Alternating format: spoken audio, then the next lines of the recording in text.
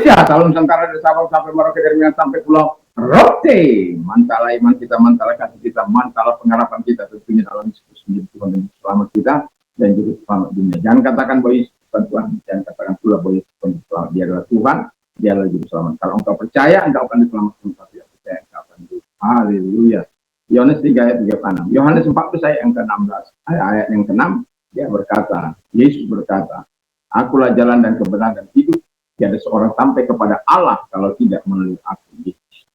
Dan dia juga berkata, Petrus juga mengatakan dalam Kisah Rasul 4 ayat 12, dan keselamatan tidak dalam siapapun juga selain dalam Dia Yesus. Karena di bawah kolong langit ini tidak ada nama lain yang diberikan kepada manusia yang olehnya kita diselamatkan. Haleluya, haleluya, mantap. Dan Yohanes 3 ayat 16, karena begitu besar kasih Allah akan dunia ini, sehingga ia mengaruniakan anaknya yang tunggal, supaya setiap orang percaya kepadanya tidak binasa, melainkan beroleh hidup kekal. Saya, saudara, kita semua yang percaya kepada Yesus memperoleh hidup kekal. Wow, nikmat. Haleluya. Karena dengan hati percaya engkau dibenarkan, dengan mulut mengaku engkau diselamatkan. Dan orang yang percaya tidak akan pernah dipermalukan. Roma 10 ayat 9 sampai dengan 10. 11. Haleluya. Ini murid salah-salah saya. Selamat pagi bagi kita semuanya. Semoga kekuatan Tuhan, kekuatan firman, kekuatan Roh Kudus, kekuatan doa, kekuatan iman akan terus menyertai kita dalam menghadirkan kerajaan Allah dimanapun kita sedang berada, dan kiranya nama Tuhan dimuliakan. Sadari bahwa Tuhan telah menyertai kita sampai pada kesimpulan. Sebelum mendengarkan firman Allah di pagi hari ini, walaupun agak terlambat aman, tetapi kiranya Tuhan Yesus. Mari kita berdoa. Terima kasih Tuhan bahwa Engkau adalah Allah yang senantiasa mengintervensi kehidupan kami sebagai orang percaya. Kita yang percaya itu, kita menyerahkan diri kepadamu sepanjang hidup kami. Dalam nama Tuhan. Saya akan membacakan 2 ayat dalam Kisah Rasul 16 ayat 19 sampai dengan ayat 40 cerita ini, tetapi saya akan membacakan 2 ayat 30 dan 31. Ia mengantar mereka keluar sambil berkata, Tuan, Tuan, apakah yang harus aku perbuat supaya aku selamat? Jawab mereka, percayalah kepada Tuhan Yesus dan engkau akan selamat, dan engkau seisi rumahmu. 32-nya, lalu mereka memberitakan firman Tuhan kepadanya dan kepada semua orang yang ada di dalam rumah. Haleluya. Tema kita adalah Allah turut campur tangan dalam setiap persoalan manusia. Dan kita tahu bagaimana persoalan Raja Nebukadnezar ini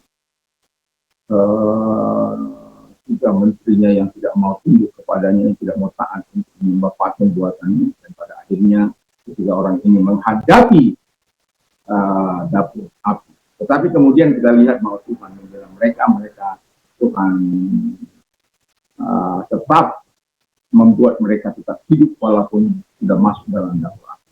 Dan kita lihat persoalan yang kedua, di mana Daniel masuk dan Darius, tapi ada 120 menteri yang sangat iri karena 120 menteri itu kerjanya korup, melakukan yang jahat, dan kalau dia sampai menjadi nomor 1 di dalam pemerintahan itu, mereka tidak akan bisa lagi berbuat apa-apa. Mereka tidak akan bisa korup karena Raja Darius sudah merencanakan untuk membuat dia naik ke tampuk itu, dan orang-orang tidak suka. Dan banyak orang sampai hari ini, banyak orang yang iri kepada prestasi orang, katakan kepada yang terjadi di Jawa Barat. Ada banyak orang yang iri dan lain sebagainya, ngejek, ngolok. Tapi saya berharap Pak Deddy Mulyadi, Gubernur Jawa Barat, terus maju, memacu pembangunan, memacu moral anak bangsa yang khususnya yang ada di Jawa Barat, dan itu bisa menjadi teladan bagi anak bangsa dari Sabang sampai Merauke, dari Minang sampai Sulawesi. Mantap. Nah, jadi Allah turut campur tangan dalam persoalan manusia. Kalau kita lihat, Paulus dan Silas di penjara bukan karena melakukan kejahatan. Orang ya melakukan kejahatan baru di penjara. Ini tidak, bukan karena melakukan kejahatan, tapi karena menyembuhkan seorang yang kena tenung, atau seorang yang petenung juga dia sekaligus, karena dia bisa melakukan itu. Dan akhirnya orang-orang yang selama ini mendapat nafkah dari dia dengan cara ya mungkin ya, seperti yang terjadi sekarang ini, iklan apalah. Nah, mereka difitnah ya. Jadi mereka di penjara itu karena peristiwa penyembuhan. Dan kemudian mereka difitnah sebagai pengacau, maka Paulus dimasukkan dalam penjara. Dan tidak jauh berbeda dengan sekarang ini. Kalau ada orang jujur, ada orang benar, yang kerjanya bagus, ada banyak orang akan sakit hati. Karena apa? Mereka tidak lagi bisa bermain-main dengan anggaran, mereka tidak lagi bisa bermain-main dengan uang yang mereka bisa ambil dan lain sebagainya. Mereka akan menjadi kering, dan itu mereka tidak suka. Jadi tetaplah melakukan yang benar, ingat bahwa Allah ikut mengintervensi kehidupanmu dan Tuhan tidak akan tinggal diam. Paulus dan Silas berdoa dan menyanyikan puji-pujian bagi yang kedua, Allah bertindak. Wow, jadi ketika mereka dalam penjara bukan nangis, bukan ngeluh, bukan mengancam, bukan mempersalahkan siapapun, tapi mereka memuji Tuhan, memuliakan Tuhan, meninggikan Tuhan. Wah, jadi kalau Anda menghadapi ancaman seperti ini, saya sudah pernah mengalami di fitnah apa saja sudah, yang dituduh berzina lah, yang dituduh inilah, itulah, macam-macam, kawin lagi lah, yang tidak masuk akal sebenarnya. Tapi orang-orang mau melakukan itu karena apa? Yaitu fitnah tadi itu. Dan akhirnya diproses di Kapolri pada waktu itu. Tapi karena kita tidak melakukan, buat apa takut? Buat apa kita harus kenapa saya begini, kenapa? Enggak. Maka polisi mengatakan, udah Pak, lapor balik lagi. Kalau saya lapor balik sama polisi saya dengan mereka. Walaupun saya ada hak untuk itu, tapi ya sudahlah. Ya, Tuhan saja yang menjadi mereka, dan itu jauh lebih nikmat menikmati hukuman dari Tuhan yang mereka nikmati. Dan saya, walaupun saya tidak gembira, walaupun saya tidak bercita, tetapi itu membuat saya bergairah di dalam Tuhan, karena Allah tetap mengintervensi kehidupan kita, orang-orang yang berkenan. Yang ketiga, akhirnya ya, kepala penjara bertobat melihat kuasa Allah di malam itu. Bayangkan, ya mereka sudah ada di tengah-tengah, lalu kemudian penjara terbuka semua oleh karena ketika mereka membuka pintu, dan ruang penjara itu pintunya terbuka semua, dan kepala penjara tahu bahwa ini akhir dari karir, akhir dari hidupnya sekaligus. Tapi Tuhan melihat bahwa ketulusan hati dari kepala penjara ini, dia hanya dipakai sebagai alat dan dia harus menjaga, tetapi situasi dan kondisi yang demikian. Tetapi ketika dia mau menghunus pedang, Paulus katakan, kami semua mati. Paulus bisa saja melarikan diri, tapi dia tidak lakukan. Dan kita lihat bagaimana akhirnya kepala penjara selamat, dan Paulus juga dikeluarkan dari penjara dengan segala permohonan maaf dari mereka-mereka yang sempat menganiaya, karena mereka adalah warga negara Romawi, ya, seperti saya orang Batak, warga negara Indonesia. Ya. Jadi tidak perlu takut dalam menghadapi hidup ini. Dalam situasi sekarang ini, saya telah melihat banyak orang mengeluh dalam ekonomi mereka, usaha mereka, pekerjaan mereka, dan selalu mengalami kekurangan dan lain sebagainya. Dan dalam keadaan seperti ini, saya mau katakan, jangan lepaskan Tuhan. Datang kepada Tuhan. Bila perlu, berdoa malam, berdoa puasa. Dan saya bukan hanya mengatakan berdoa malam, berdoa puasa, tetapi saya terlibat di dalamnya.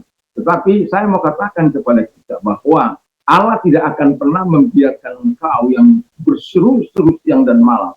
Kalau hakim yang lain saja tahu menjawab pemberian atau jawaban kepada wanita yang terus-menerus berdoa, meminta kepada dia. Dan akhirnya tidak takut siapapun dan tidak takut Tuhan dalam kisah dalam Lukas 18 ayat 1 sampai 8 itu. Tetapi karena wanita ini menyusahkan, dia akhirnya menjawab. Nah, kalau hakim yang lalim saja tahu menjawab hal-hal seperti itu, apalagi Bapamu yang penuh cinta kasih, yang penuh dengan rahmat, yang mengetahui awal dan akhir. Dan jangan pernah takut, Allah turut mengintervensi kehidupan. Ketika engkau ya tidak meminta Allah mengintervensi, Allah tenang-tenang saja. Ya.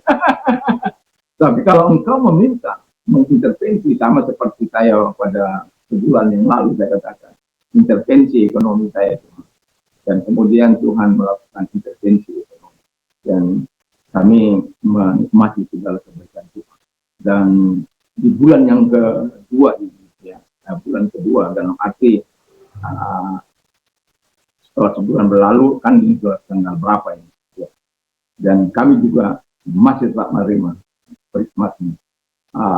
Kemurahan Tuhan. Walaupun di sana sini ada cerita, ada keluhan, tapi saya selalu mengatakan apa yang kami kerjakan, apa yang kami lakukan diberkati oleh Tuhan.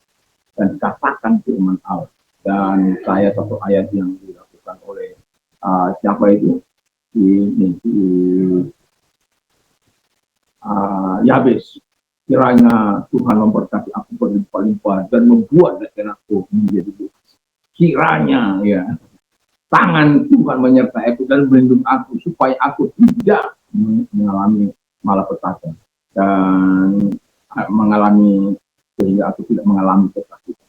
Dan itu sesuatu yang sangat luar biasa kalau Anda diberkati Tuhan tapi Anda mengalami kesakitan dan tidak dapat menikmati apa yang Anda kerjakan, sesuatu yang menyedihkan kan.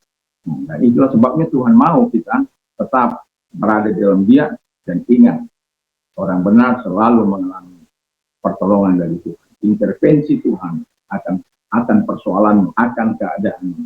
Pertanyaan saya, apakah kita mengalir seperti air atau kita bertindak sesuai dengan iman kita kepada firman Allah? Ketika kita bertindak sesuai dengan firman Allah, maka nikmati segala kebaikan.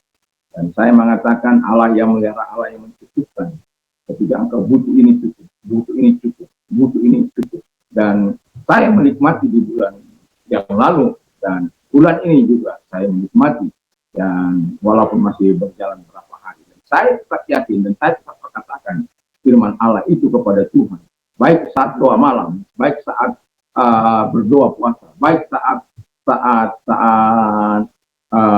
berdoa bersama dengan keluarga, saya telah memperkatakan firman Allah. Dan mari, Allah hanya konsisten mengenal firman-Nya kalau engkau bertindak sesuai dengan firman.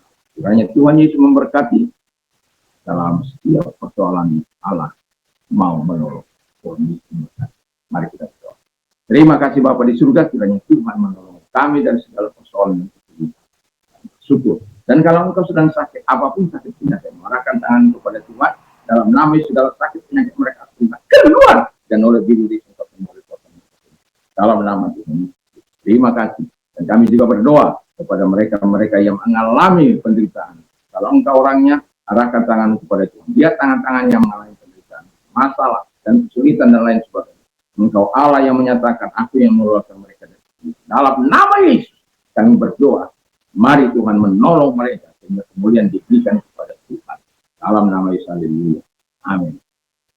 Dan kiranya di pagi ini terus kita berjalan dengan semangat Tuhan, semangat Roh Kudus menyertai kita, dan terang kita bercahaya memberikan arah kepada dunia ini sehingga mereka memuliakan Bapa di surga, dan juga menjadi garam yang kita rasa yang dapat dinikmati oleh orang-orang. Kiranya Tuhan memberkati kita. Mantap, mantap, mantap.